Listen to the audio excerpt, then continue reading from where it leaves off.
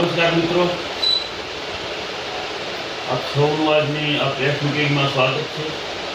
અને આ press meeting આજની ખૂબ અગત્યની મહત્વની છે. એટલા માટે આજે આપણે રવિવારના બોલાવવામાં આવી. રવિવારના ઘણા મિત્રોને રજાનો દિવસ હોય, પરંતુ ખૂબ જરૂરી હોય અને એના માટે થઈ અને અમે આજે પ્રેસ રાખી છે. જેમ અમારા મિત્રોએ કીધું ભાઈ હુસેનભાઈ રાયમાઈ, એ રીતે અત્યારે કચ્છમાં મતદાર યાદી સુધારણા આમ તો આખા ગુજરાતમાં ચાલી રહ્યું છે, તે પૈકી કચ્છમાં ચાલી રહ્યું છે.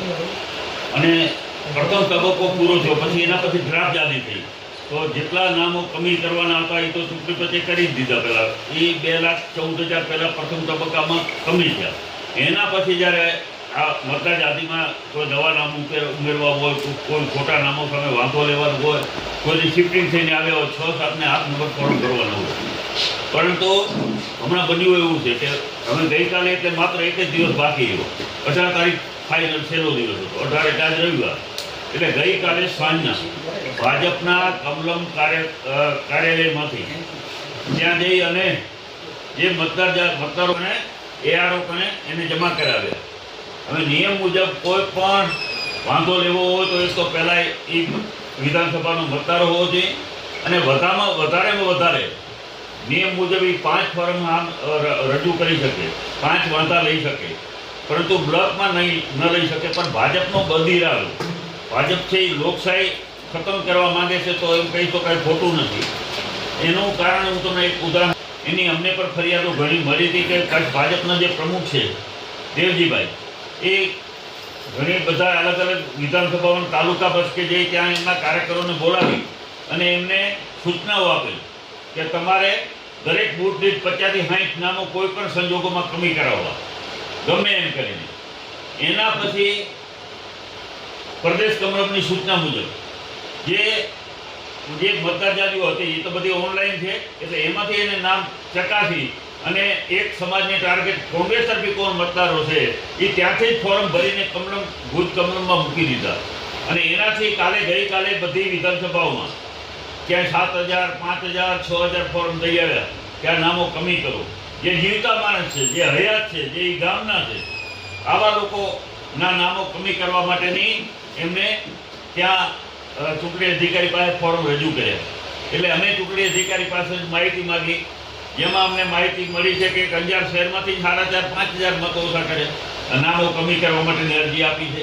હવે નામો કમી કરે, મારું પોતાનું ગામ ભીમાસર જિલ્લા, ભીમાસરમાં 38 નામ એને કમી કરવાની અરજી આપી. એમાં 33 મુસ્લિમ છે ખાલી. એટલે એક સમાજ, બાકી દલિત, કોલી, ભીલ આવા મતદારો છે જે કોંગ્રેસને મત આપે એવી વિચારધારાવાળા છે. એના ગમે એમ કરી અને એમના આકાઓની સૂચના મુજબ એ લોકોએ વાંધા અરજી રજૂ કરી. એટલે આનું ધ્યાન અમને પડતા ગઈકાલે જિલ્લા ચૂંટણી અધિકારી પાસે પણ રજૂઆત કરી કે કોઈ પણ ભારતનો એક પણ નાગરિક મતદારથી વંચિત ન રહેવો જોઈએ. એ કાયદાની, લોકતંત્રની અને ચૂંટણી પંચની જોગવાઈ છે. તો આ નામો કમી કઈ રીતે કરી શકાય, એને વાંધા અરજીઓ આપી દીધી. વાંધા અરજીમાં મેં અત્યારે જોયું, મારા બીએલઓને મેં પૂછ્યો, એ બીએલઓએ એ ભાઈને ફોન કર્યો જે વાંધો લેનારને, તો એના નંબર પણ એ સાચા નથી, ખોટા નંબર, ખોટી સહીઓ કરી અને અહીંયા બ્લોકમાં વાંધો એ આપી ગયા. હવે કાયદાની જોગવાઈ મુજબ કોઈ પણ વ્યક્તિ ખોટા ડોક્યુમેન્ટ આધાર રજૂ કરે, નામ કમી કરવા માટેની માહિતી આપે તો એ ફોજદારી ગુનો બને છે. એટલે અમારી માંગણી એવી છે કે કચ્છમાં અત્યારે આ પ્રમાણે 25 થી 30,000 મતો એકદમ ઓછા થઈ જશે. આ જે વાંધા લીધા છે 25 થી 30,000 નામો છે. જે નામો અત્યારે મતદાર યાદીમાં હમણાં ડ્રાફ્ટ યાદી આવી એમાં આવેલા છે, એ નામો કમી કરવા માટેની એને અરજી કરી કે આ નામો ખોટા છે. ખાલી એમ કહી દેવાનું છે ખોટા છે, કોઈ કારણ નહીં, યોગ્ય કારણ નહીં. એને ખરેખર પુરાવો આપવાનો હોય, એ પુરાવો પણ આપ્યો નથી.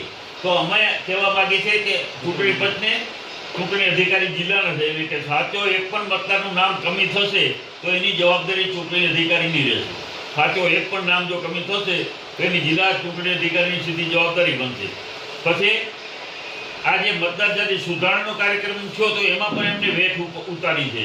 વેઠ એવી ઉતારી છે કે અહીંયાથી કલેક્ટર, જે આપણા અધિકારી, મુખ્ય આઈએસ અધિકારી બદલીને ચાલ્યા ગયા છે, એ 2 કલેક્ટરનું નામ આ મતદાર યાદીમાં આવ્યા છે.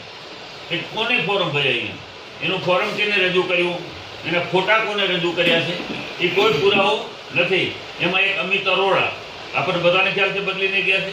તેનું નામ હવે આ સુધારણા યાદીમાં ન હોવું જોઈએ ને. મતદાર જૂની યાદીમાં તો હજી માની લઈએ આપણે હોય, પણ આમાં ક્યાંથી આવ્યું? એવું જ આપણે બીજું નામ છે દિલીપ રાણા. કેટલો ટાઈમ બદલી ગયા છે? એનું નામ અત્યારે મતદાર યાદીમાં છે. એટલે મતદાર યાદીનો સુધારણા કાર્યક્રમ આખો વેટ ઉતાર્યો હોય એવું અત્યારે લાગી રહ્યું છે. ખૂબ અત્યારે ગંભીર સત્યો જેમાં મતદાર યાદીમાં છે. ઘણી જગ્યાએ ભાઈની જગ્યાએ બેન નામ લખેલું છે, બેનની જગ્યાએ ભાઈનું નામ છે, ફોટા અલગ અલગ છે. આપણી બધા પાસેથી ફોટા નવા લીધા, તમારી પાસેથી લીધા હશે, બરાબર? લીધા છે તો એ પાછા જૂના ફોટા મતદાર યાદીમાં આવ્યા છે. તો આ નવા ફોટા ક્યાં ગયા? તો અપડેટ કરવાની જ્યારે વાત હતી તો ખરેખર નવા ફોટા એમને અપડેટ કરવા જોઈએ. એટલે